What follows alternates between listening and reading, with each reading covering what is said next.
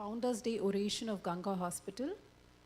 The program will commence in about 5 minutes. I kindly request all of you to please switch off your phones or put your phones on the silent mode before we commence the event. Thank you.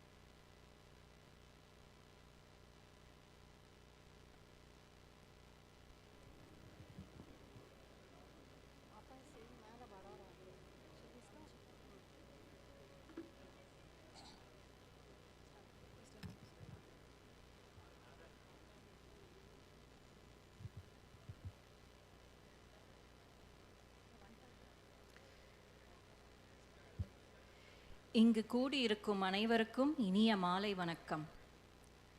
மனதில் உறுதி வேண்டும், வாக்கினிலே இனிமை வேண்டும், நினைவு நல்லது வேண்டும், நெருங்கின பொருள் கைப்பட வேண்டும், கனவு மெய்ப்பட வேண்டும், தனமும் இன்பமும் வேண்டும், தரணியிலே பெருமை வேண்டும், காரியத்தில் உறுதி வேண்டும், பெரிய கடவுள் காக்க வேண்டும், உண்மை நின்றிட வேண்டும் என்ற பாரதியின் கவிதையை தன் வாழ்க்கை நெறியாக வாழ்ந்து காட்டிய பாரதியின் தாசன், எளிமையான மருத்துவர், முதியோர்களின் ஆதரவாளன், சமூக சேவகன், கங்கா குழுமத்தின் சேர்மன், தன் கனவு நினைவாக உறுதுணையாக இருந்த கணவன், வழிகாட்டிய தந்தை, தான் பாரதி பற்றி ஆய்வு செய்து முனைவர் பட்டம் பெற்ற அந்த பாரதியார் பல்கலைக்கழக வளாகத்திலேயே பாரதியின் நினைவு சின்னத்தை திறக்கப் போவது தன் வாழ்க்கையிலேயே செய்த பெரும் பாக்கியம் என்று கூறியபடி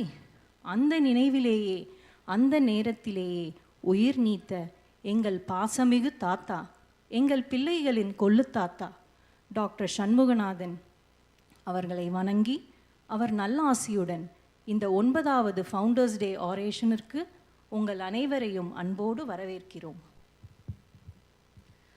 Bharadiyar rightly said, "A steadfast mind, sweetness in words, goodness in thoughts, and resolve in action are what we all need."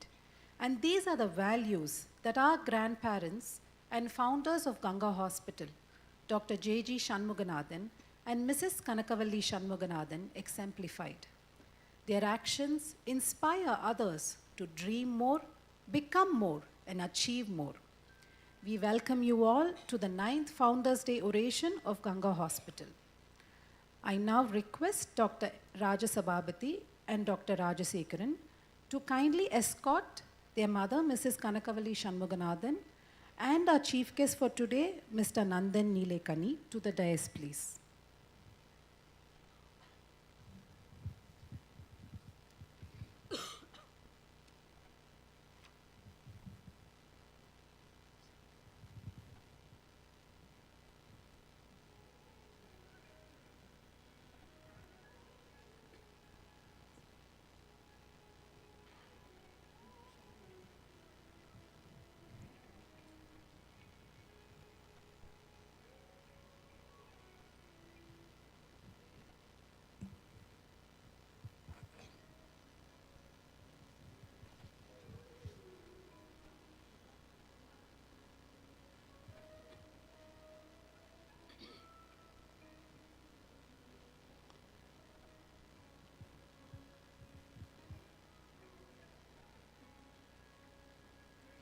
எண்ணியது முடிதல் வேண்டும், நல்லவை எண்ணல் வேண்டும், திண்ணிய நெஞ்சம் வேண்டும், தெளிந்த நல்லறிவு வேண்டும்.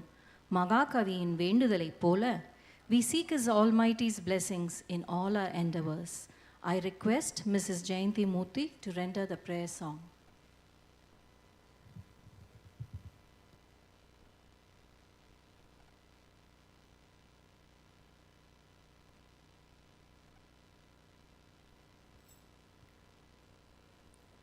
மனதில் உறுதி வேண்டும், வாக்கினிலே இனிமை வேண்டும், நினைவு நல்லது வேண்டும், நெருங்கின பொருள் கைப்பட வேண்டும், மனதில் உறுதி வேண்டும், கனவு மெய்ப்பட வேண்டும், கைவசமாவது விரைவில் வேண்டும், தனமும் இன்பமும் வேண்டும், தரணியிலே பெருமை வேண்டும், மனதில் உறுதி வேண்டும், கண் திறந்திட வேண்டும், காரியத்தில் உறுதி வேண்டும், பெண் விடுதலை வேண்டும், பெரிய கடவுள் காக்க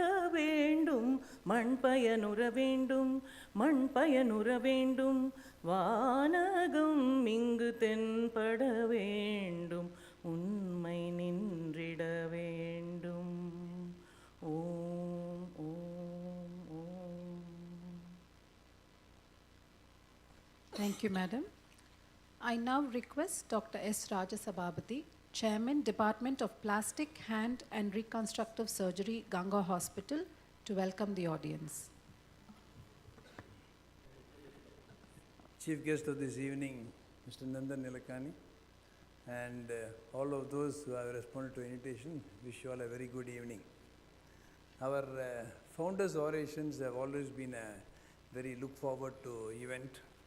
And when we started these orations, and our father said, the choice of the orator, I think he should be an eminent person who stands as a very high example of success, achieved through hard work, honesty, integrity, and with a social commitment and a passion in whatever they do. I think it's a tall order. I think to have all of them combined, I think is really a great boon if somebody should have it. That's the way the grit was made for this. And the idea was that their presence in Coimbatore, their presence and words will inspire people to dream and create institutions of excellence for the benefit of the society. I think that's the which we started these orations. And this year again, we have got a speaker extraordinary. Thank you so much for your coming, sir, and wish you a warm welcome. This year, this founder's oration is something we miss our dear father, I think whom we lost on the 18th of August. But it's in the fitness of things that we think that he would have wished that this continues because it was his baby. And our father personified all the qualities that I mentioned before. That is someone who succeeded with hard work, integrity, passion with whatever he did. He enjoyed everything he did, and he enjoyed the journey of this making the institution from a 5-bed hospital. I think this is the invitation, which is about just a 4 inches by 2.5 inches small paper card, with which our 5-bed hospital was started. That's the invitation which he started in 1972. And though now we have become a 650-bed institution, where our annual reports now come about 100 pages, I think he saw through it all, and in spite of that, our father as a person, he just remained the same. I think he was simple and very accessible, and then everybody said the most important quality which they ever all loved in him was humility. And he was very curious to learn and do new things, and he was taking an active part in many organizations. In fact, on one day when I was evening rounds, I was meeting with Dr. Ravi Kumar, one of my mentors, a pediatric surgeon. He once told me, Papa, I think one of the things which I liked when your father was that your father also stands an example of aging gracefully. I think he just finished his medical science, and then he took up one after the other, and then he aged gracefully. Such was our father. And we really miss you, Papa, but then we are sure that you ever guide us in continuing to walk the path you have set for us. The Institution of Founders Oration happened in 2013. And it was set by, the series was set by our former Chief Justice of India, Honorable Justice Sadashivam. And the first orator was Dr. Devi Shetty. I think he was the only doctor who was here with the oration. And he said the title of that was affordable health care. In 2014, we had Mr. Gopal Swami, former Home Secretary of our country, and who was the Chief Election Commissioner. He spoke on governance and the governed. In 2015, it was Mr. Gopalakrishnan, Executive Director of Tata Sons. He spoke on achieving excellence. Is it an attitude or a goal? In 2016, we had the chairman of the TVS Group, Mr. Venu Srinivasan, who spoke on values that build institutions. And 2017, it coincided with the 25 years of coming over here, and for the new building and the other building in Ramnagar. And we had 2 persons to speak. One was Mr. Subarto Bakshi, and the other was Mr. Ramachandra Goa Innovation. So we had both of them speaking on 2017. And it was 2018, it was Mr. Muthuraman of Tata Steel, and he spoke on institutional transformation. And 2019, we had, for a change, we had a person who did really a social transformation, Dr. Abhay Bang, who is the founder of the Society for Education, Action and Research in Community Health. And he spoke on the topic of reach with the people. COVID gave us a gap of 2 years, And we resumed our Founders Oration in 2022, and the title was Responsible Business, Ethics with Economics, and Mr. Bhaskar Bhatt, Director of Tata Sons, he spoke on that 2022. And here we have, in 2023, Mr. Nandan Nilekani. And I think to introduce him, I think you got so many hats, he wears so many hats. And I think it's not far right for me to talk about, introduce him in the welcome address, so my brother will do it afterwards. And in welcoming Mr. Nandan Nilekani, Mr. Nilekani, I'm not welcoming you on behalf of our family or the extended family of Ganga Hospital. I am welcoming you on behalf of all the citizens of Coimbatore, because you've done so much proud, and sometimes when we talk in our department meetings, when somebody says it's difficult or something difficult, I always tell them, if someone could think of giving an identity for 1.3 billion people of our country, I think nothing should be impossible. So, so thank you so much in welcoming you. I think I welcome you on behalf of all the citizens of Coimbatore. In addition to that, you're enthralled with a lot of books. I think many of them would have in the hall would have read your books, and some of them I found having the book in the hand, so that I think somehow they'll might have to catch you up for the signature. I think that's the reason they are having the book in the hand, and I'm sure they'll be loved to hear you. And in addition, I welcome all of you. I think we know this working day, and we are starting a bit early. I'm sure, I'm sure we all will have a good evening to cherish and remember, and we'll have many take-home messages for the future. Thank you so much, and have a good evening. Thank you. பாரதியின் கனவு ஆலைகள் வைப்போம் கல்வி சாலைகள் வைப்போம் சந்திர மண்டலத்தியல் கண்டு தெளிவோம் உலகத் தொழில் அனைத்தும் உவந்து செய்வோம் பாருக்குள்ளே நல்ல நாடு நம் பாரத நாடு. பாரதியார் கண்ட முற்போக்கு பாரதத்தை டிஜிட்டல் டிரான்ஸ்ஃபர்மேஷன் மூலம் செதுக்கியவர் இவர். A person who has given identity to 1.3 billion Indians needs no identification. But we deem it our honor and pride to have Sir deliver our 9th Founders Day oration. I request Dr. Rajshekharan, Chairman, Department of Orthopedics and Spinal Surgery, to introduce our Founders Day orator, Mr. Nandan Nilekani. A warm good evening to all of you. Actually, introduction of an orator is a routine ritual in such ceremonies. Sometimes it's a privilege, but when the orator is somebody of this eminence, a person who has contributed richly to the economy and development of the country, and somebody who is larger than life, like Mr. Nandan Nilekani, who is with us here today, it's really a great honor, and I'm so happy for having this privilege. Thank you, Mr. Nilekani, for being here. Born in 1955, I think he should have been one of the best brilliant students, because I was reading in the net yesterday that he was offered a seat both in IIT Chennai and also IIT Mumbai. And in one of the talks he has said, his father wanted to take a seat in IIT Chennai, but he, just as a rebellion like sons do, wanted to go to IIT Mumbai. So nothing has changed, and I felt very happy to know that. So I think it's beyond that, because it should be the destiny of not just our chief guest, but also the destiny of our country as a whole, because he's taking IIT Mumbai and then engineering and then getting into this small group is what actually transformed many things for our country. Now this small group actually stands very important example of what is one of the most favorite quotes in the world. Never doubt that a small group of thoughtful, committed citizens can change the world. Indeed, it is the only thing that ever has.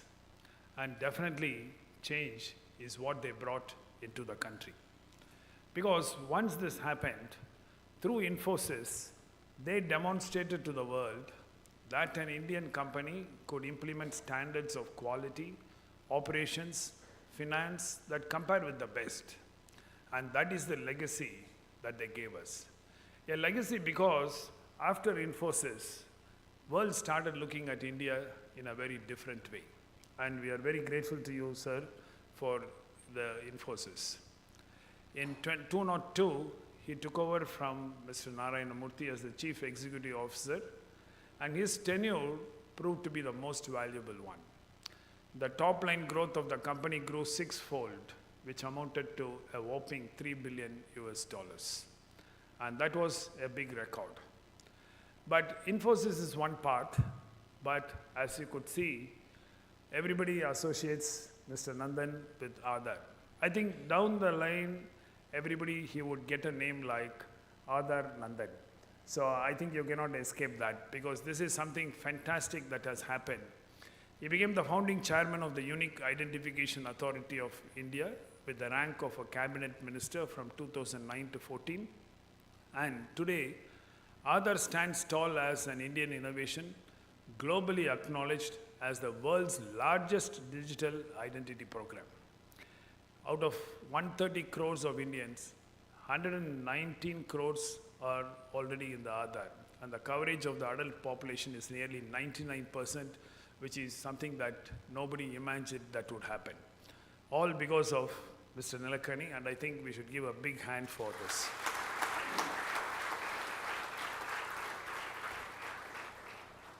We are all very also super proud of the G20 happening in India, and Mr. Nandan is also the co-chair of the G20 Task Force on Digital Public Infrastructure.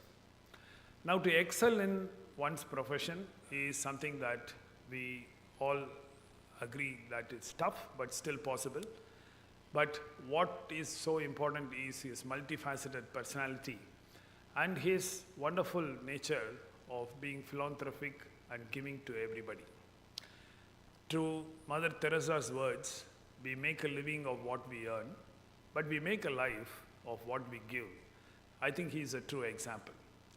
Just a couple of months before, we all read this on the headlines of our news. Infosys co-founder Nandan Nilakani donates rupees 315 crores to IIT Bombay on 50 years of association with Alma Mater. And this actually is one of the largest donations made by an alumnus of an educational institute in India. And having made this record, he has something to say very modestly. He said it's more than money, an emotional commitment to his alma mater. I have benefited from IIT. I am what I am because of IIT, and so this is quite natural. So there are very few people whom you can expect this to happen. And all this happens also because of the family. Now, we all know that there are needs of two hands to make a clap, but how wonderful if the other hand is actually your life partner. And we just read that both Mr. Nandan and his wife donated 50% of their entire wealth to Bill and Melinda Gates program named Giving Pledge. This is really wonderful. And together, they also set up the X-Step Foundation, a not-for-profit effort to create a learner-centric, technology-based platform to improve basic literacy and numeracy for millions of children. So this is wonderful. And as Dr. Asawadi mentioned, there are 3 books which are very popular of Mr. Nandan. But what interested me was one of the quips in the net. It actually said, inspired by his author wife, he also went on to write his books. So I think half of the credit actually goes somewhere else. So I'm so happy to see that they are one of the wonderful couple joined together by common ambitions, by common aims and togetherness that they have achieved so much. It is not surprising that awards are glory over here.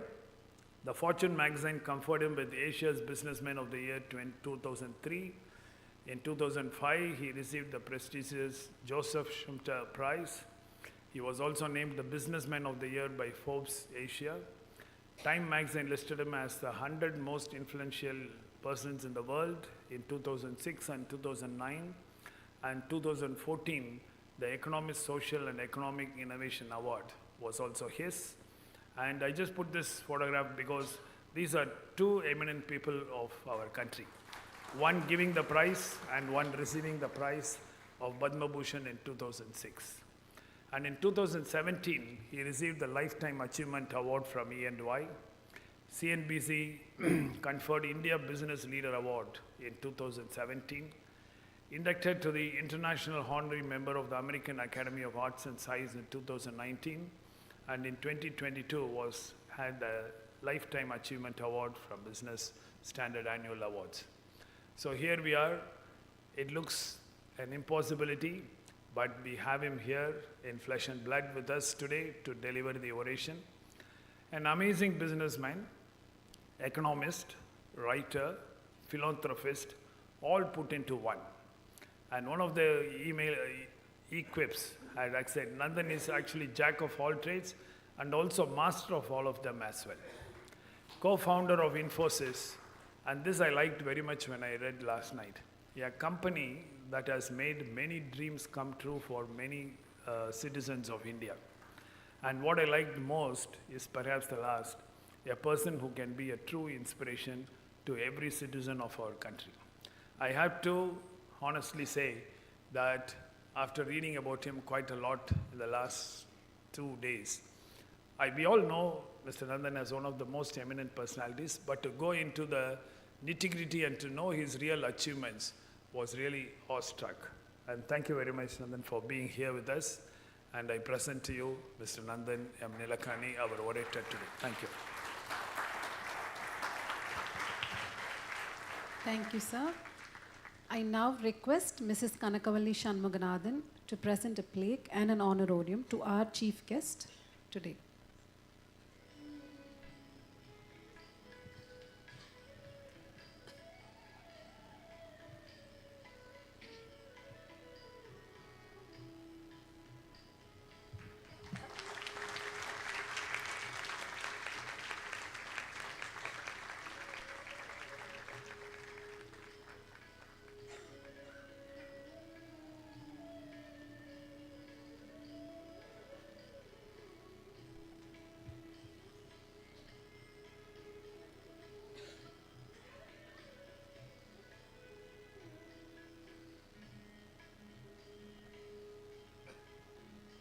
Thank you. Sir, the floor is all yours.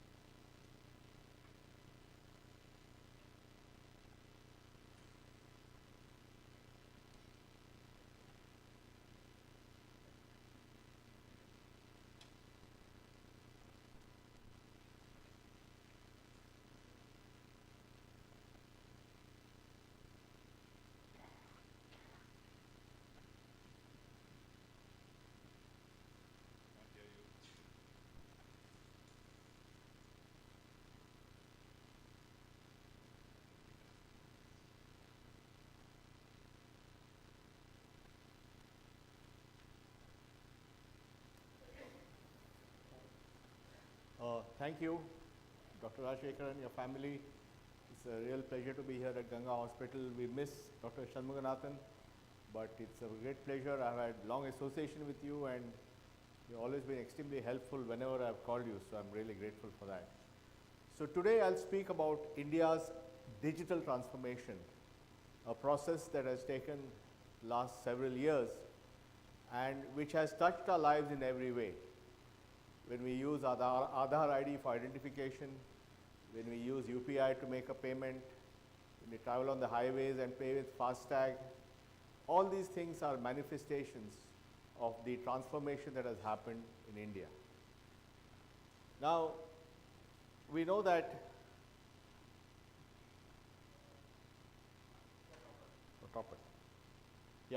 we know that the world is in quite, complex situation now. It's getting hotter, it's getting older, the demographics are such that most countries are aging, and of course we are having a lot of geopolitical issues, which are shaping our world. You know, there's friendshoring, offshoring, there's the whole tension between China and the US and so on. So it's a very difficult time in the world. But in this world, it's very clear that India has tremendous opportunity. It's a young country with a young population, it's a democracy, and all expectations are that in the coming 30 to 40 years, India will be among the top 2 or 3 countries in the world. And this is something which has attracted huge amount of global attention. As you know, this is the year of India's presidency of the G20. We have, within next 5 days, we're going to have the leaders of all the countries in Delhi for the G20 Leaders Summit. I can personally say that every week there's a board, some global board of a global corporation coming to India to see what's happening. And some of them are coming after more than 20 years. In other words, for 20 years they have not come, but now they've come back. It shows the level of interest in India in the world today. But we have historically also had huge variations in our regions, markets, regulations. We have a complex country with 22 big languages, 300 other languages. And if 2 Indians meet, it's unlikely they have a common language to speak and have to use a linked language like English or Hindi. So we actually had a number of microeconomies rather than one large economy. So the big thing that is happening is that India is slowly going from an offline, informal, low productivity set of microeconomies to a single online, formal, high productivity mega economy. This is a process, it's a gradual process, this will take over many years, but it's this underlying change which is actually driving a lot of the activity and the economic growth that we see. And this has actually been enabled by a new approach to solving society's challenges using something called digital public infrastructure. In other words, it's digital in nature, it uses technology, it's meant for the public, and it's an infrastructure that everybody can use. And this is essentially a set of building blocks. And when these building blocks come together, they create all kinds of innovation. And each building block is good at doing one thing very well, but at the scale of the population. Now, Dr. Rash mentioned about Aadhaar. I left my job in Infosys in 2009 and went to the government and I had a cabinet rank in the government. I was there for 5 years. It obviously was a very difficult decision for me. I was the co-chairman of a very successful company at a corner office overlooking a golf course, 100,000 plus employees. You know, I didn't have to do this. But I went anyway saying there's a chance here to make a difference to the country when I was offered this job to become the...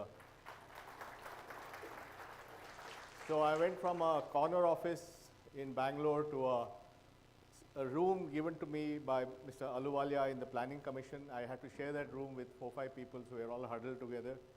I went from running a company of over 100,000 employees to being employee number 1 of a startup. Now, if there's anything more difficult than a startup is a startup inside government, as all my colleagues from government will tell you. But anyway, I was able to work there, and we built this ID platform, Aadhaar, issued, and I had made a commitment. When I met the Prime Minister, Dr. Manmohan Singh at the time, and he said, how much will you do in 5 years? I said, we'll do 600 million Aadhaars in 5 years. And then I went public saying, we'll do 600 million Aadhaars. And everybody said, are you crazy? How can you go around making commitments like that? You never know what's going to happen. But I said, we'll do it anyway. So we were able to issue 600 million Aadhaars in 5 years. And then after the election, I went and met Prime Minister Modi. We had a very good meeting for half an hour. He was very attentive. He asked a few questions, and he became the champion of all this technology. And today, as we have 1.3 billion Indians who have a digital ID. And this ID is heavily used. Every day, 80 million times an authentication is done with this ID, which means somebody in somewhere in the country is putting his Aadhaar number, using his fingerprint or his iris or his face to do a validation to say that I am who I am. And so it's really widely used. It's population scale development. But it was not just about giving ID. On that ID, we could build more things. I explained to you the idea of building blocks. So using the ID, you could do something called KYC, or Know Your Customer, electronic KYC. That is, using everything can be online. And then that KYC can be used to open a bank account, or the KYC can be used to get a mobile connection. And what was earlier paper-based, which would take hours, weeks, days, and all that, now in 2 minutes you can do a KYC. What happened with this KYC is it made banking inclusion and mobile inclusion very fast. So the two big things that happened was in 2015, Prime Minister Modi announced the Jan Dhan Yojana program, which was to give a bank account to everybody. And these bank accounts were opened, and you can see the growth in bank accounts, as well as it was used for the PDS system. So if somebody is withdrawing rice or wheat, they authenticate with Aadhaar. So it was used for direct benefit transfer. Yeah, so direct benefit transfer, and this was the growth in both these things. And this was something huge that happened. So India went massively into financial inclusion. At the same time, we had the growth in mobile industry. In 2016, Mr. Ambani of Jio launched the Jio network. And he launched the most modern 4G network in the world, spending billions of dollars. And when he did that, he also made it very, very cheap. So the price of data in India collapsed. And today, India has among the lowest costs of data anywhere in the world. And India's data consumption went through the roof. India's data consumption went from half a gig a month to half a gig a day. The 30x increase in data consumption, and that accompanied with cheaper smartphones led to a 70% penetration of smartphones. So in this time, on one side, government mandated, pushed for bank account opening. That led to massive bank account inclusion. On the other side, private sector entrepreneurs like Mr. Ambani, Mr. Mittal of Airtel and all that expanded the mobile industry. So everybody in India has these three basic things, what's called as the JAM Trinity. They have a Jan Dhan bank account, they have an Aadhaar number, and they have a mobile connection. And that is at the heart of all this digital transformation. As a result of that, what would have taken 47 years in India by normal means happened in 9 years. In 9 years, India went from among the lowest level of banking accounts, 20%, to among the highest, 80%, because of a combination of technology and the push of Prime Minister Modi. And then the other big invention came along called UPI. And I'm an advisor to NPCI, the National Payment Corporation in India. We're actually having a function tomorrow in Bombay, which is why I have to go back to Bangalore and then go to Bombay. And UPI is the world's biggest digital payment system. This was launched in 2016. It's barely 7 years old. It was launched on April 16, 2016. And people said, what is this new payment system? This payment system last month, we just concluded August, did 10 billion transactions. It is used by 350 million people.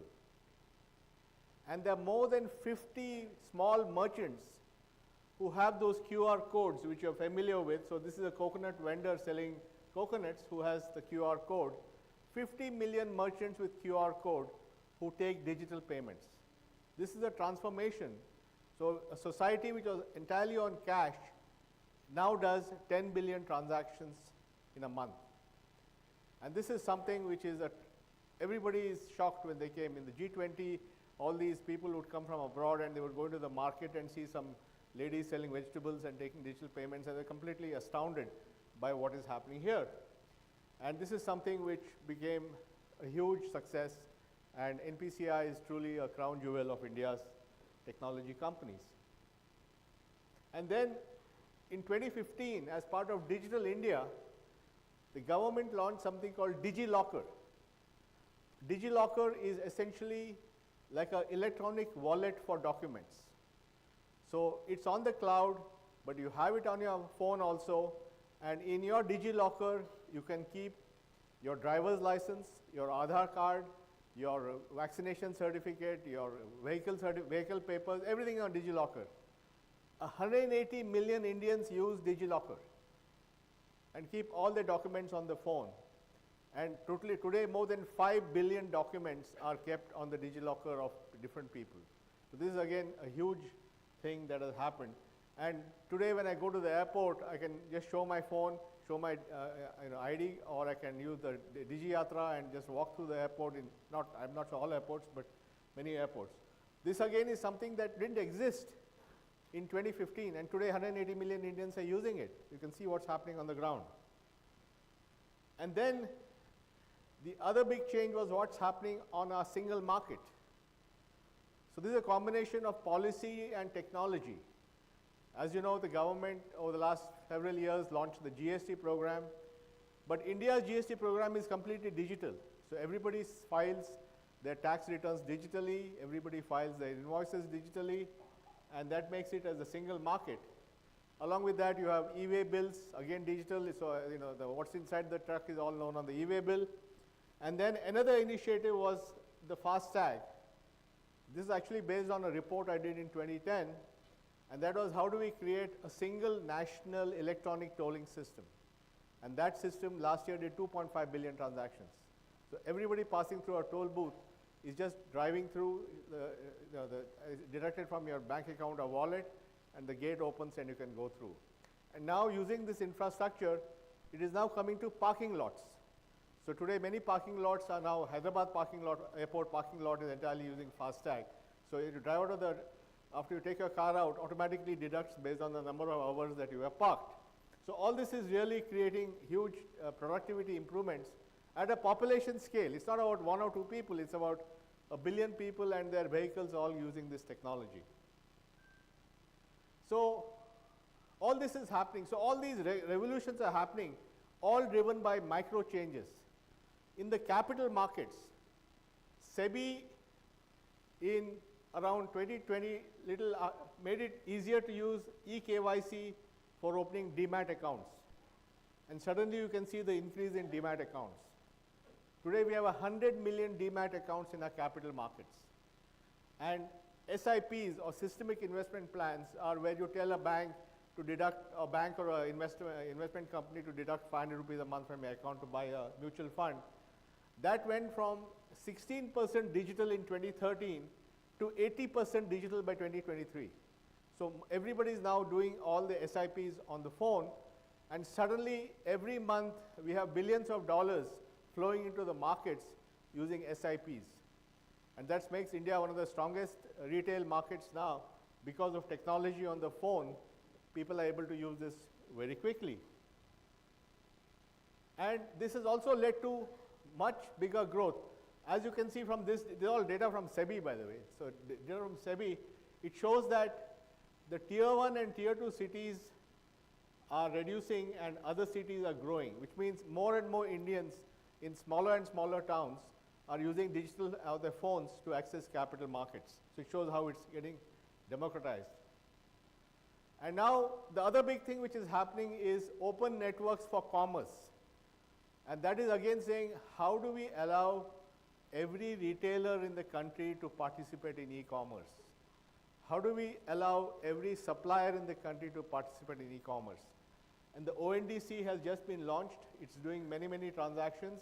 So I can buy from anybody. If I may be a producer in Coimbatore, I can list my products on ONDC. Somebody from Chandigarh can order on that with any app they want. So basically unbundling and making commerce much more easy, whether it's discovery, order, fulfillment, or post-fulfillment. One example of this is a new app for auto rickshaw drivers called Nammayatri. Nammayatri is it's not an aggregator. Nammayatri is just a matcher. So Nammayatri app, if I use, I call the auto rickshaw, and then I directly make a deal with the auto rickshaw and pay him the full amount. So nobody is taking anything in between. This platform is doing 100,000 transactions in one day. It's almost as big as any of the other platforms. But it's not a platform of of aggregation, it just matches the two and lets them, do with themselves. And this is something which is transforming mobility. And this is now, it's come in Calcutta, it's come in Kochi, it's going to come in other cities. So while aggregators create these gardens, in India we're going to open this up in a way that everybody can participate.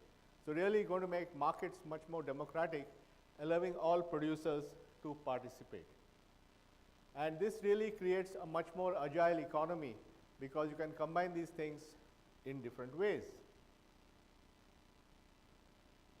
The other area where there's a lot of work happening in digital is the whole area of education, skilling, and jobs. Because we all know that India's future depends upon making sure that everybody is educated, everybody has the skills, those skills are recognized by employers, and they can be matched very easily. So now there's a whole movement to make all this into a network where everybody can talk to each other. And this is becoming very important because with the age of AI, it's going to become faster and fast. Change is going to become faster. So people will have to learn more to keep on top of things. And having a very agile system for workforce is very important. And this, in the next 4 to 5 years, will have a huge impact on jobs, skills, training, and so on. Now, these DPIs are not just efficiency. They are a must-have. During COVID, India transferred $4.5 billion of emergency money into 160 million people's bank accounts because they had lost their jobs, they had to go back to the town. So you actually could give them, and other countries took months sending checks and all that. Here we were able to do it in a matter of days. And we were able to do more than 2 billion vaccinations because we had built a digital infrastructure where you could go anywhere in the country, get your first shot, go somewhere else in second. I know many people who got the first vaccination in Bangalore, second one in Kunur, all that stuff. So really, all this technology enabled us to do things at scale. So it has really permeated every aspect of the country. And tomorrow, one of the big challenges is going to be climate. And how do we deal with climate change and renewable energy and all that? And now many DPIs are being planned for doing things like climate financing or ONDC for reverse logistics or interoperability. If you have thousands of EVs, how do they all join the grid and feed in and feed out power in real time? For that you need a technology, and all that is getting developed. So digital public infrastructure, however, is only as good as the people who use it, or solutions on that. Because you can build all this, we gave everybody an Aadhaar, we gave, built UPI, but finally we needed companies to build applications on top of this infrastructure to create solutions for you. So we built Aadhaar and KYC. It took Jio and Airtel to apply that to mobile phones. It took SBI and Airtel, and Paytm to do it for banks, and so on. It took Google Pay and PhonePe to build apps on top of UPI. So you need companies to build applications on top of these technologies. And that is possible for two reasons. One is India's IT services industry, which is a $250 billion industry, and Infosys is one of the leading companies there, is giving India the talent density to do this thing, because it has 5 million people are employed in the tech sector. And many of these people are now doing startups and building these things. So this kind of talent density is not there anywhere else in the world. So one side you have digital infrastructure at population scale, and then you have talent density, because you have millions of people with global experience in technology, many of them right here in Coimbatore. And on top of this, we have had a dramatic explosion in the startup economy. In 2016, India had only 1,000 startups. In 2023, we have more than 100,000 startups. So this is not 10x per year growth. This is not 10% per year growth. This is 10x growth in 6 years. So when you look back at this, 2015, 16, and 17 laid the foundations for the transformation that you see today. And then we have what's happening with AI. And AI is just coming, and we are yet to see the full impact of AI. But already some very good work is happening in India. For example, there is a AI initiative called Bhashini, which is making sure that AI is available in all Indian languages. And there's a group right here in Chennai at IIT Madras, which has a thing called AI for Bharat.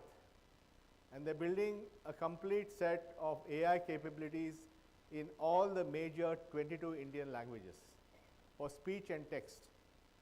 What this means is that anybody can speak to the computer in their language of choice and do their activities. They can ask questions, or they can make a payment. Tomorrow UPI, NPCI in Bombay is going to launch conversational payments in 4 Indian languages.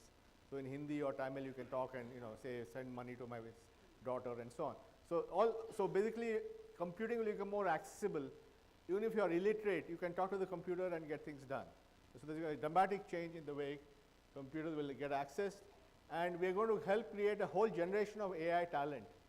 So already thousands of people in India are on AI, and that's only going to grow. But we can also use AI for not just for the the tech people, but for children and so on.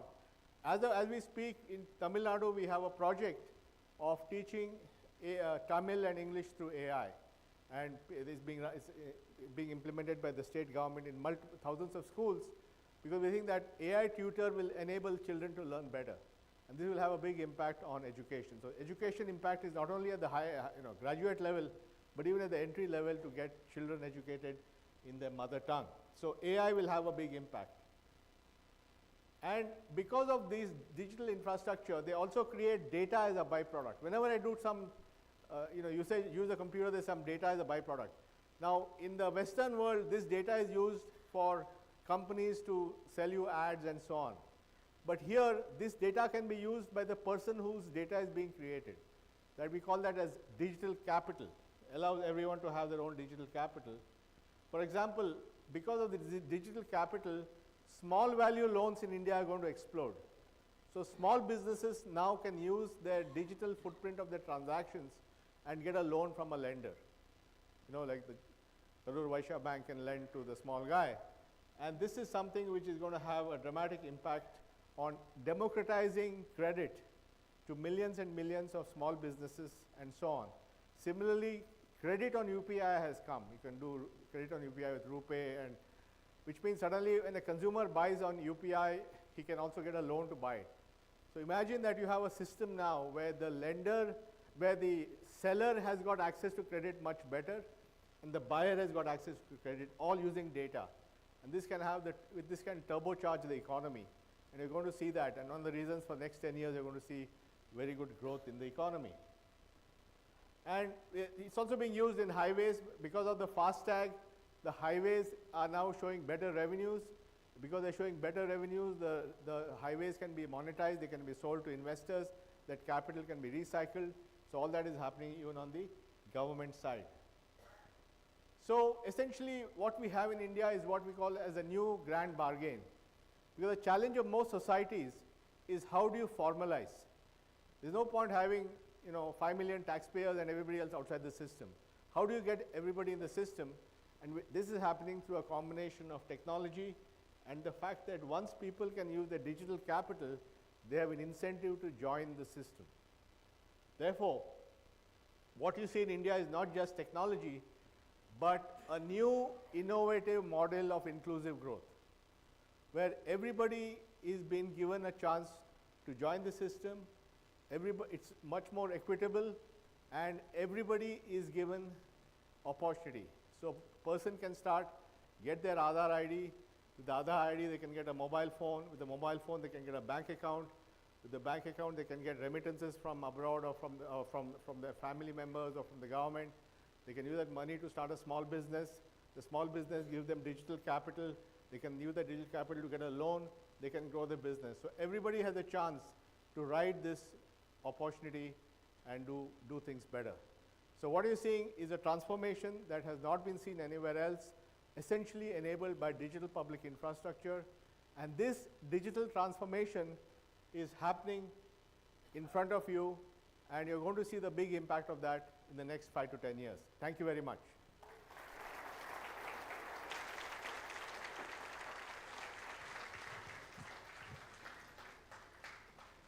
Thank you, sir, for taking us through the transformative power of technology that has enabled financial and economic inclusiveness in a country as large and varied as India.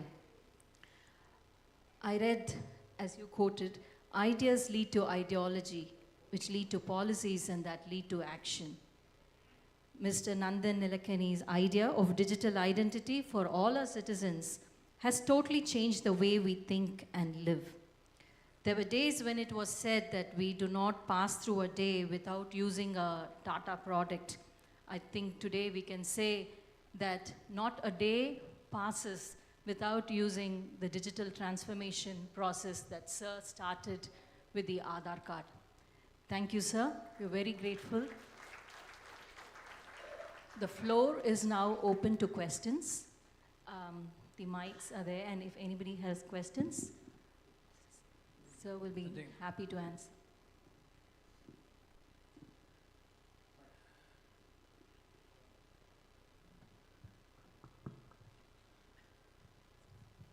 Thank you for the informative talk, Mr. Nilekani. It's just a question of time when other countries will be able to catch up with what India has done. Then what next is in your mind 10 years down the line to keep India ahead of the other countries? Well, you know, this is not a zero-sum game in that sense. If other countries also prosper, I don't think it's a challenge. But we are only halfway in our journey of transformation. We have to still, ONDC has to roll out to businesses. The AI has to get rolled out. The logistics transformation is only halfway on the way. So there's many more things coming which will happen. But I think it's also good if other countries do this. In fact, one of the goals of the G20 of India's presidency is to popularize the idea of digital public infrastructure and to make it more common in the world, and there's a goal to get it to 50 countries in 5 years. Because if more countries prosper, it's good for the world. And if India can provide the technology and the leadership, then it becomes part of India's contribution to the world. So that's how everybody's thinking about it. But I think to make this happen, it requires a lot of things to come together. It requires leadership politically, technologically, it needs talent, it needs, you know, so many things to, and also a shared vision of what is possible. So, and we have that fortunately here. So it's not that easy to recreate some of these things.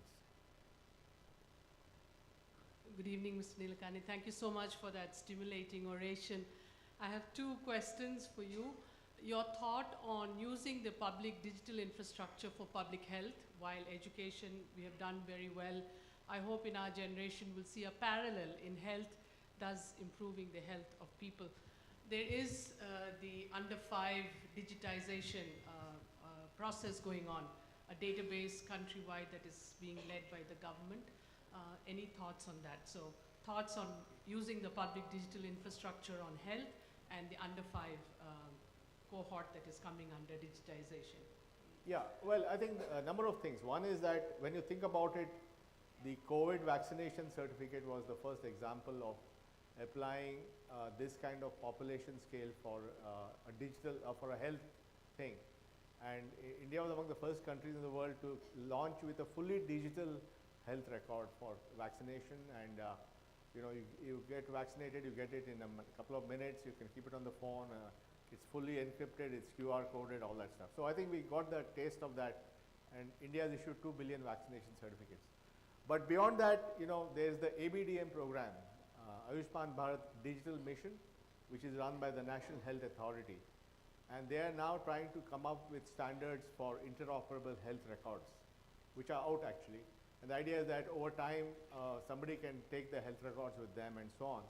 And there's also a plan to create an interoperable services layer where I can get help from any doctor on any topic and so on. So there's a lot of work going on.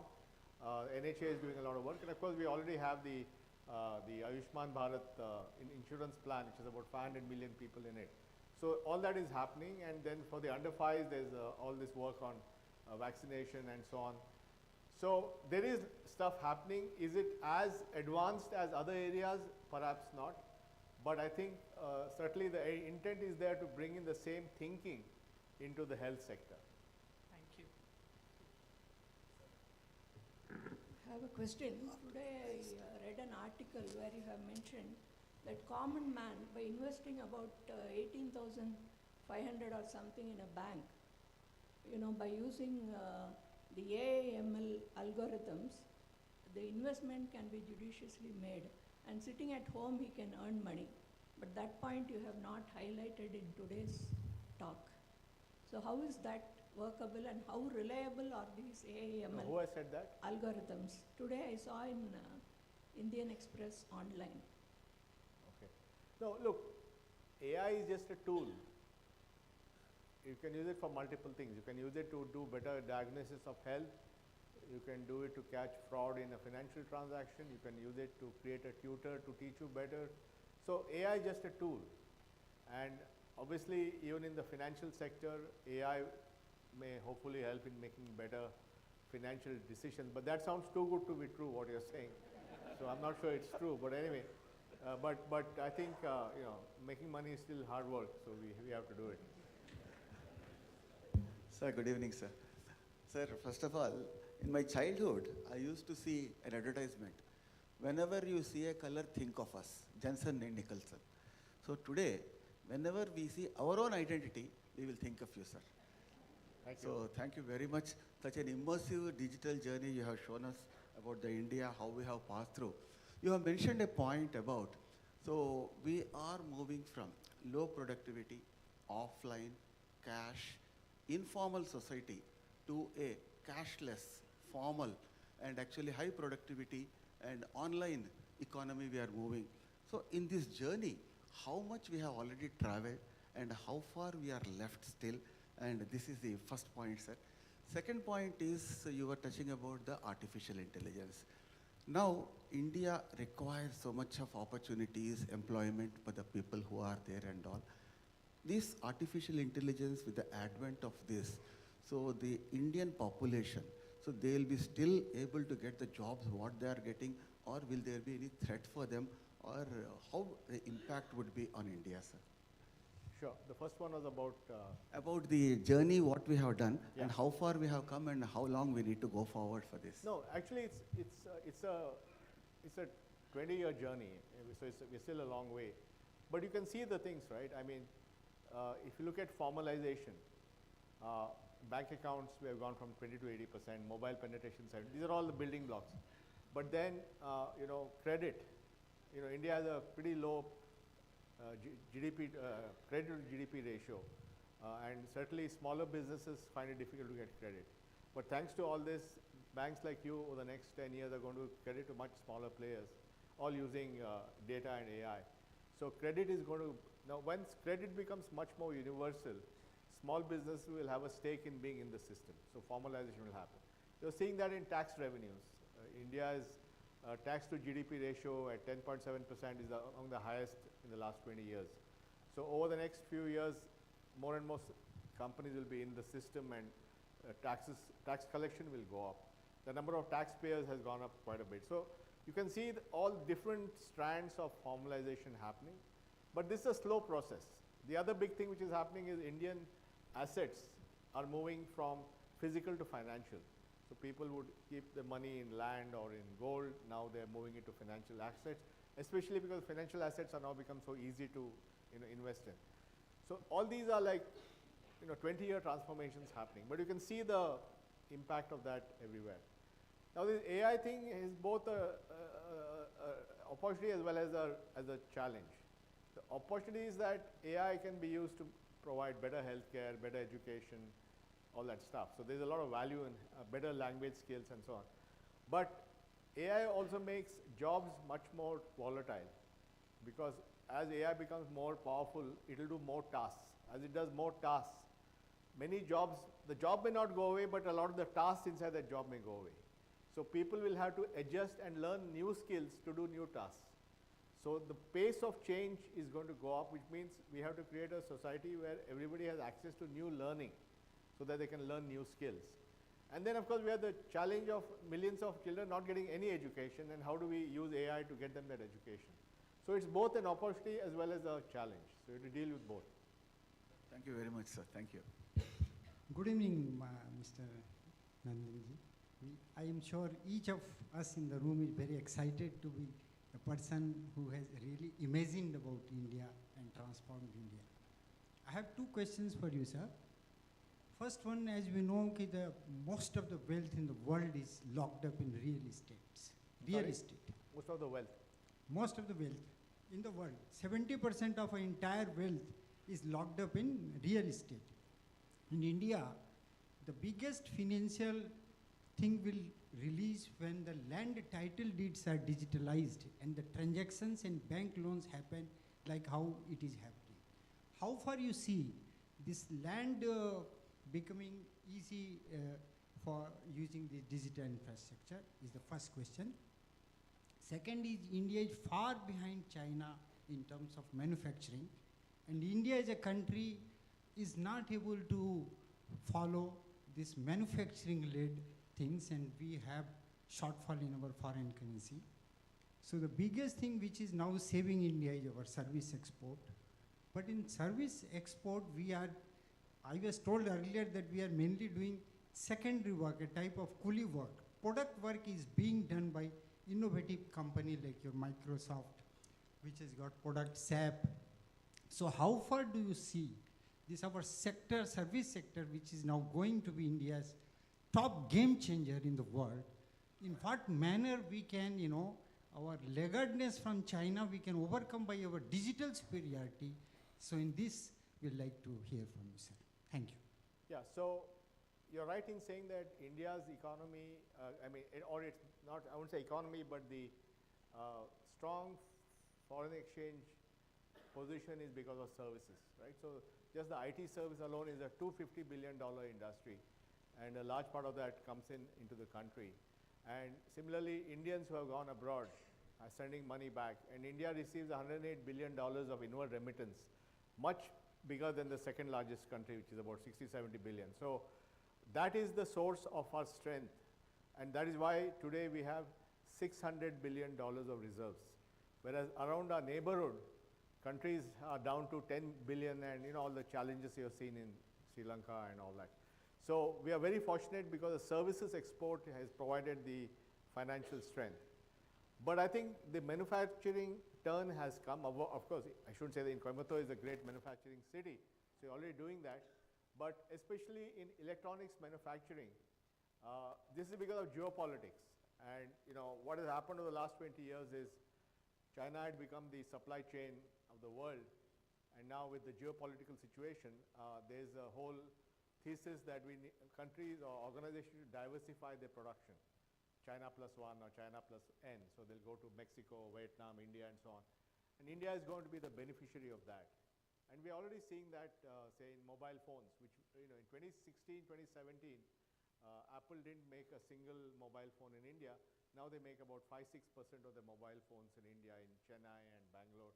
People like Foxconn and all that make it. And that is going to create thousands of jobs because that's a very very difficult thing to automate.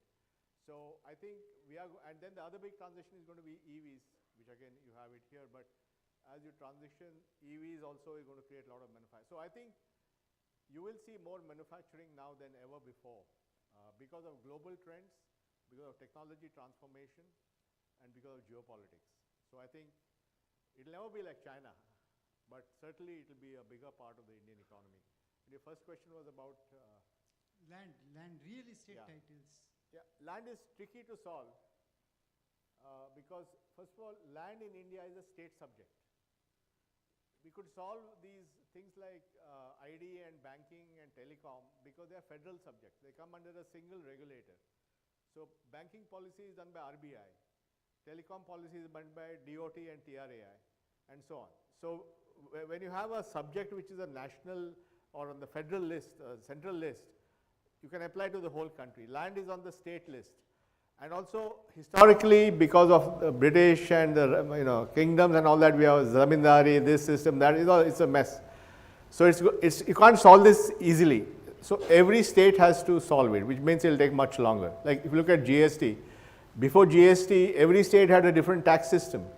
And some states had a very good tax system, some were very behind. Now all states are on the same tax system, so you brought the standard up. So you can't do it that easily in a decentralized way. But what is happening now is the fact we can give credit against assets because of the infrastructure we have. Many states have got better land records, Tamil Nadu, Andhra Pradesh and so on. They can now take those land records and put them on this digital infrastructure and give it to a lender. And the lender can then, based on those land records, give loans. So once we create liquidity for real estate with this infrastructure, then you will unlock the capital in land. But it will take some time. Yeah. Thank you. Sir, just final clarification regarding the service sector. What can be the more value-added things which will, enhance India's this thing? Well, I mean, $250 billion a year is not a bad number. But I think, it's steadily happening. I mean, in many areas now, India is a world leader. I mean, if you look at the banking software, 3 out of the top 4 vendors in the world are Indians, companies. So, it's happening all the time. It's everywhere you're seeing more value addition. Thank you. Thank you. Welcome on Teachers' Day on Digital Transformation Brainstorming. I have a question, a simple question. In a healthcare with 130 billion people, 140 billion, Internet of Things and image processing, the research and development work in health science, how is the status now? In Number one. Health, yes. Healthcare image processing and Internet of Things in research and development. How is the status? Number one. And for a small medium entrepreneur with say 100 employees to install an AI system, image-based tool designing, how much it will cost? I don't know. I don't know the price of AI tools for manufacturing. But I think for 100-bed hospital, to put a decision support model, how much it will cost? I don't know. I am not an expert on the price of these things. But I think it's happening and the prices are falling. I mean, for example, your products now which use cheap IoT that can, I know they've seen this thing called 10-bed ICU. It's actually a non-profit which has put a 10-bed ICU in some few hundred districts of India with full IoT automation. And so lots of things are happening, and maybe I'll connect you to that guy. He'll tell you how much it costs. Good evening and welcome, sir. I have 2 questions, sir. One, when we go abroad, many countries have passport, immigration clearance automatic. What's that? Immigration clearance in many foreign countries, even in Malaysia, they just walk through. No, are you saying that they give you a... No, regular pass. They have digital, of course, they have digital passport and they pass through China and Malaysia and all. They are passing through, they don't go through any counter. Whereas we are giving the digital expertise all over the world. I think, are we thinking in the direction in India for providing such digital passport and also allowing foreigners to come in and just pass through comfortably, quickly? That is one question, sir. Then number 2, we are having driving license. Nowadays it's given, but the photograph in the driving license is really, when we show this as an ID proof anywhere, they are doubting whether we are the right person. So I think, what are we going to do about it? Because it's the image of our country is affected when we show the driving license as a proof. So I would like you to please, work on that direction if possible, sir. No, definitely, I'll take that up immediately. Thank you very much. So, okay, I think clearly on the passport, I do believe there's an electronic passport project, but I don't know the current state of it. Sir, one question. 1 minute, I'll just finish on the second point. On the photo, we had the same complaints about Aadhaar photo also. But now, you can do an upgrade. You can upgrade your photo in Aadhaar. I don't know about driver's Aadhaar, you can do it. So if you want to put a better photo of yours, you can go to an Aadhaar center and do it. Yeah. Sir, with all this digital and technology advancement, what is the roadmap of the government for voting from home? I'm not a spokesman for the government or the election commission, so I can't comment on that. But globally, people do think whether you should have electronic voting at all. Because when you have electronic voting, then somebody knows whom you voted for. And you may not want that to happen. So there's a school of thought that says better not to have electronic voting, let them go and vote in the machine. Nobody knows what is happening. Because a vote is a very anonymous thing and you don't want the system to know whom you voted for, then you don't know what will happen after that. So it may not be the best idea to do electronic voting from home. Good evening, sir. Okay, so wherever we go for our ID cards, everybody is asking for our Aadhars, thanks to you. But on the flip side, there's always a doubt in my mind if my Aadhaar number is going to be used judiciously. Is there a threat to it? Will somebody steal it? So Aadhaar number is what used? So everybody at hotels and wherever we want, for an ID, we just give our Aadhars. So is this quite safe? Because I'm sure like me, all of us will have the same doubt. Is it safe to share our Aadhaar cards to everybody, or do we need to judiciously choose whom to share and whom not to, sir? I thought if it comes from you, it will be more clarity. The current regulations and the law has laid down under what principles you share the number. So it's quite a robust system. And even now when you print an Aadhaar number, they only print the last 4 digits. I don't know whether you've seen many of the documents in your DigiLocker, they all have one. So there's a lot of work, but you have to obviously be judicious in the sharing of number. But what does the number do? The number can only be used for authentication. And you have to be there to authenticate because it uses some biometrics. So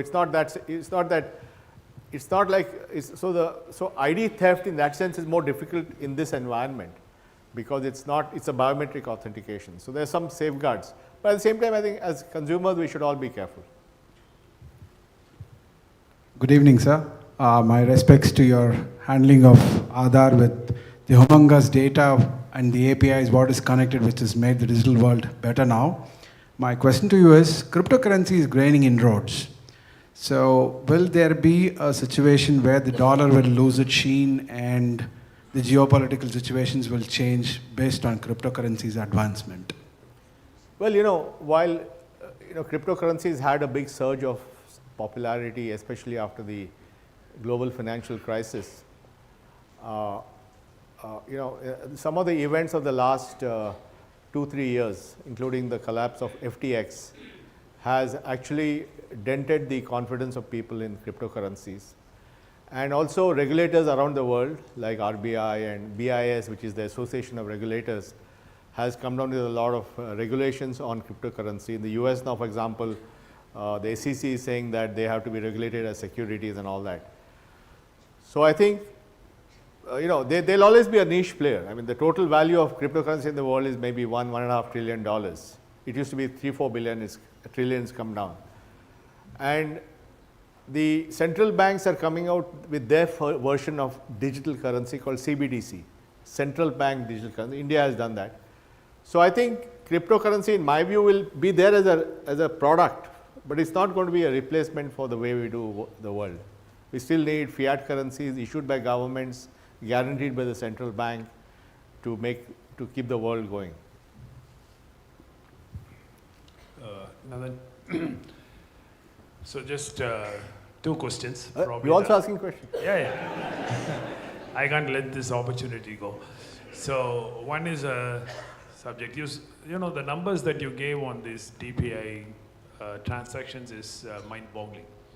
Is it just because of our population, or is it because we are more adaptive, or is it because that we have a younger population which is more looking at their mobile phones more open and looking at opportunities through their mobile phone? Well, it's all of the above. I think Indians have been very good at using technology, and if it's useful to them, if it's not useful, they'll dump it. Yeah. The biggest thing in India is people delete the apps on the mobile phones if it's not useful. So it's quite a there's no forgiveness here. They'll do what. But I think it's useful. I mean, if that vegetable vendor finds that taking digital payments allows her to do more transactions per day and increases her sales, if it makes it more safe for her, because at the end of the day, she's not sitting with a bag of cash. It's all in her account, so nobody can steal it from her. You know, all these things, they instantly understand the value of that, which is why 50 million merchants today in India take payments digitally, and many of them say, don't give me cash. Today, if you go to some small shop, she'll say, no, give me digitally. Yeah? What is all this cash?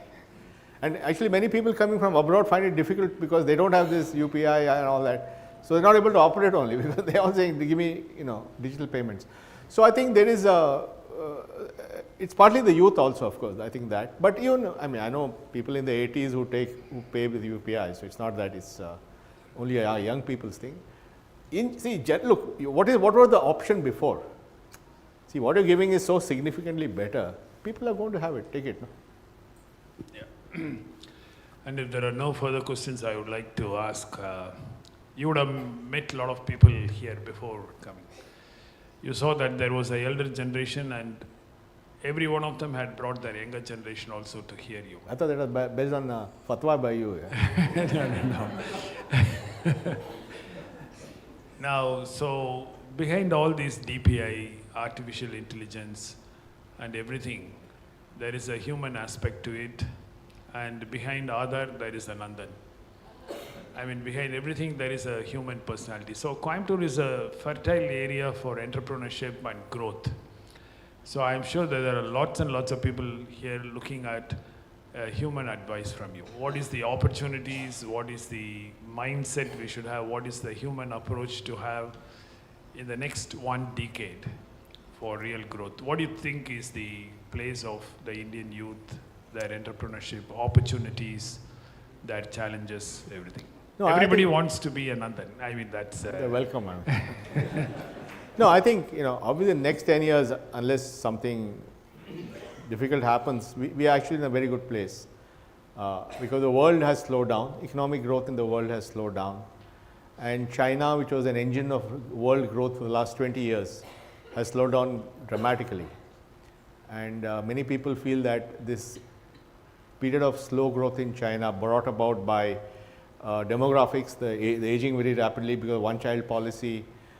They have massive debt in the real estate business. The local governments made money by selling land, now they can't sell land. A lot of problems. The private sector has been kept suppressed and so on. So fundamentally, China is an engine of world growth. That era is over. And India has the potential to be, if not that big, but certainly an engine of world growth, which is why all these global leaders are coming here, because they see this as a rare, bright spot. Now, that means that there is going to be huge opportunity for creating value, right? So, I mean, typically the ratio of market cap to GDP is about 1 time. So, if your GDP is about 2.8 trillion, then your market cap of your stock market is 2.8 trillion, but the GDP is going to go to 7 trillion in next 10 years, 12 years, a market cap of a public company is going to go to 7 trillion, which means that lots of value is going to get created. It's going to get in public markets, in private markets, in enterprise, and so on. So, there are going to be many, many opportunities in this. Now, it's up to each individual to figure out where they want to play, you know, in this landscape and create value for themselves. But I think it's there, but more importantly, they have to approach it strategically, calmly, look at all the options and play the long game. You know, like your father set up this hospital and mother in 1978, right? And today you have 650 beds, it's an amazing thing, you have virtual surgery, all that stuff. It was just a vision or a dream in 1978. Today it's this massive complex. So humans can do anything they want. It's really up to us and our imagination. And then hard work.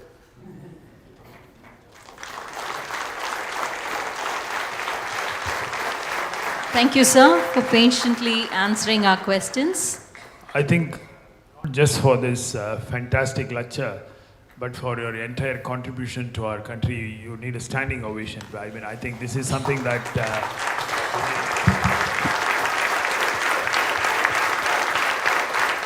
Thank you. Thank you very much for your... Thank you. Thank you. Thank you, sir, for patiently answering all our questions. I think the take-home message today has been going digital is no longer an option, but it is the default. India is on an exciting phase of growth that occurs once in many decades. This phase has its opportunities and challenges, as one of us stated, starting from the photo on the Aadhaar card, but it's happening, and the digital transformation is here to stay, and it is helping India leapfrog into a superpower to reckon with. Thank you, sir.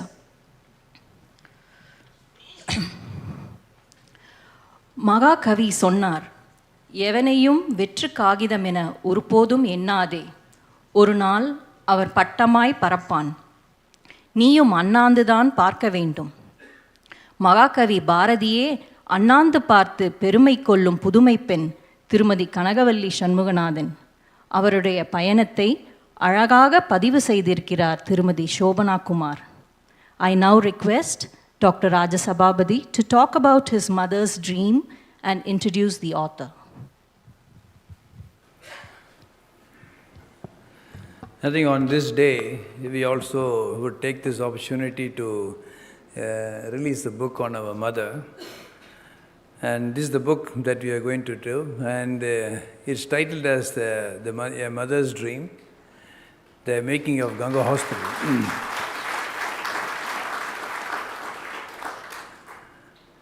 Why this book is the question.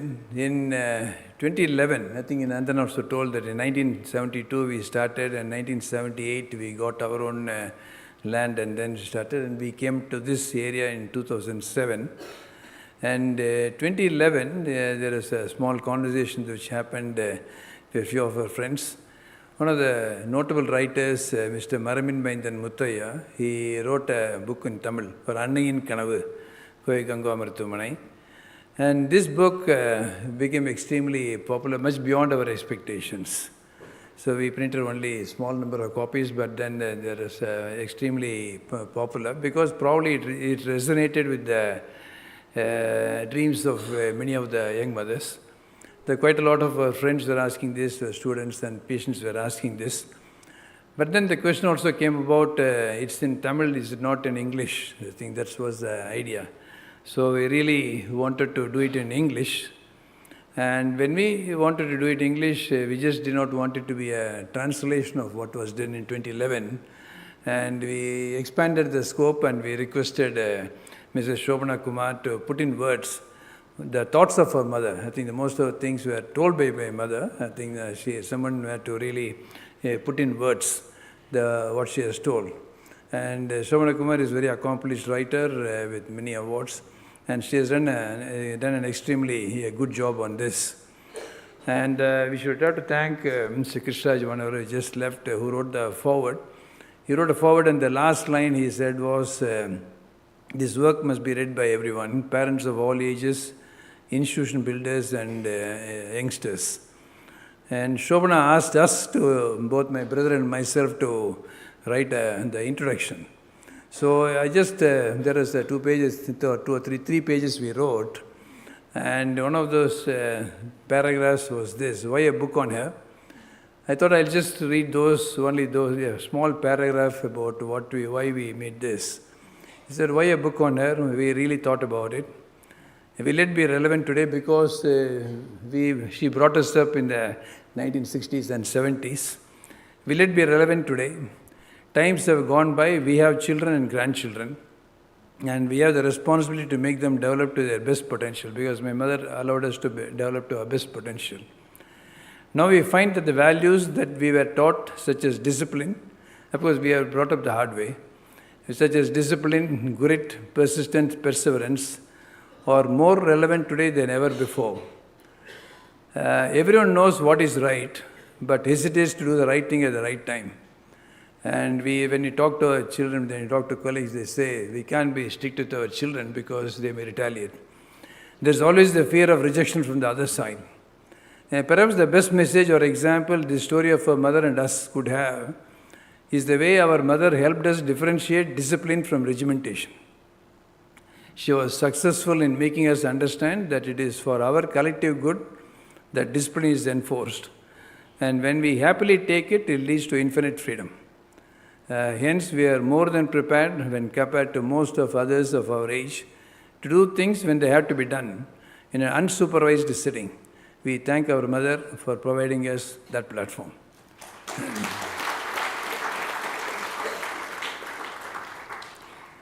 And Shobana did a good job in putting it in 10 chapters and in 200 pages.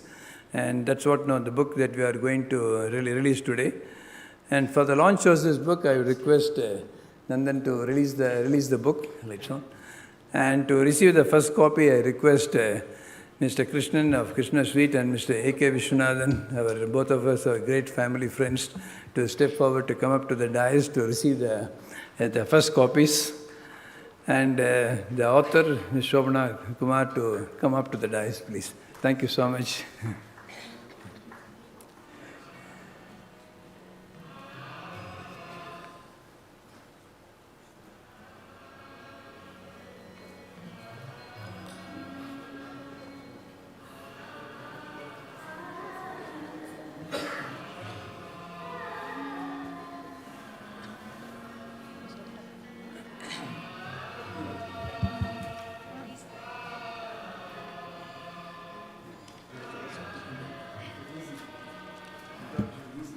This journey of a mother's dream, from a 5-bedded to a 650-bedded hospital, has been beautifully captured in words by Mrs. Shobana Kumar, who makes each reader embark on a journey where every page is rich in thoughts, memories, and lessons. Her profound writing stirs moments of joy, aspiration, and even melancholy that was endured by the mother on her journey towards achieving her dreams.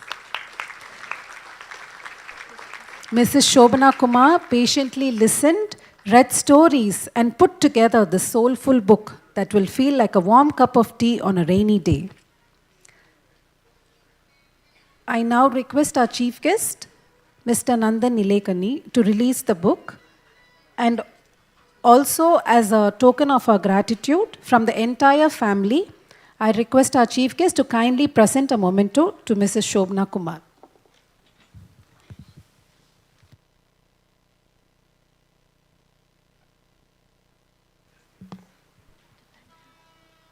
We thank you, ma'am, for helping us take this story to the world, just the way our grandparents wanted it to be. I'm just going to be very brief, Mr. Nandan Nilekani. Thank you for giving us hope for a renewed India. Thank you very much, sir. Such an honor and a privilege. I've always told Amma and Appa when he was alive, and both the doctors, a wonderful family, that my task, there was a beautiful array of flowers before me. My task was merely to make a garland of them. I'm only the garland maker. The flowers are all here for you to see. My deep gratitude to you, sir. Thank you, ma'am.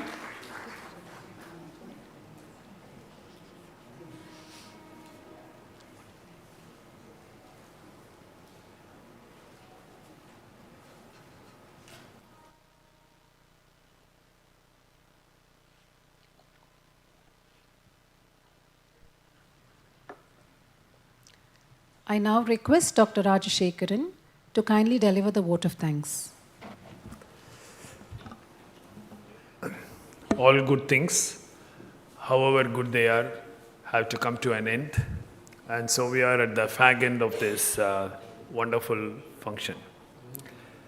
As my brother said, this is an annual occasion for the personal family and also the Ganga family to think back on the journey, to reiterate on our strengths, the culture, and the work, the hard work and the grit that made this 5-bedded hospital to a 650-bedded hospital, which now stands as the largest independent units for orthopedics and plastic reconstructive surgery in the whole of South Asia. In any journey, a role model and inspirations are very important. And this need not be in the same profession. It is not necessary that you are in medicine and you should have only an inspiration from medicine. And we have always looked up to lots of great role models for us in our country, whether it be the Tata family or many other wonderful industrial families. And Coimbatore is also full of many people are here whom we always talk about in our dining table and take inspiration from. But one of the institutions where many young people across the country, and as I said when I was reading last night, the thing that really struck me was Infosys, something that can be an inspiration for a generation of our country people. And we are so happy to have here Mr. Nandan Nilekani, one of the spines of the Infosys, and him being a G20 Sherpa with so many meetings in between, it is really a strange luck, and I should also say our good fortune and his good heart, that when I sent a very long SMS to him telling why he should come here, when his secretary adamantly said that he cannot come, that he really accepted, and I was really overjoyed when suddenly one day morning I opened and then there was, I will come, can it be on September 5th? I had no hesitation to say any day, yes. So that's how it has happened. Thank you very much, Nandan, for being here today. No institution grows without a big support on the field, and all of you, the citizens of Coimbatore, have been great support to us.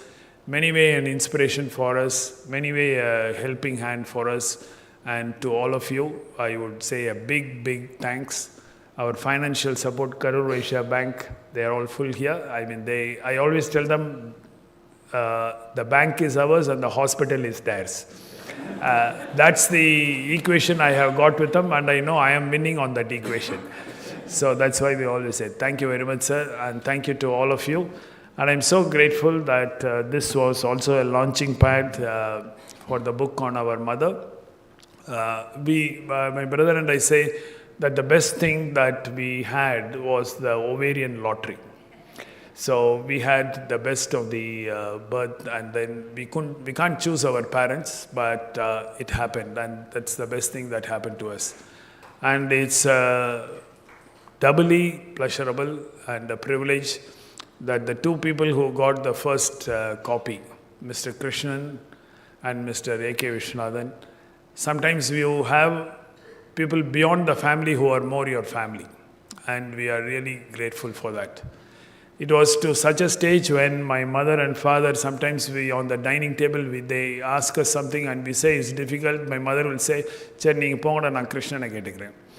So, and Krishnan actually provided everything that was asked for or not asked for, and we are very grateful for that.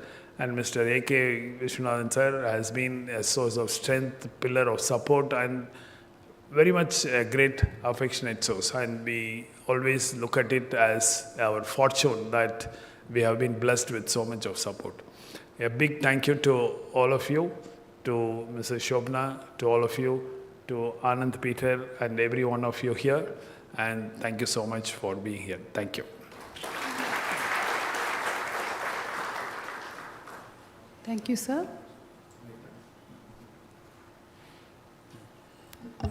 We have about a small number of copies of the book which has been and the rush print that we call that. So as you people leave, I think we could have a book for each family. I think the book should be available. And when you go back, please pick up a book. Thank you. Thank you, sir. I now request everyone to raise for the national anthem.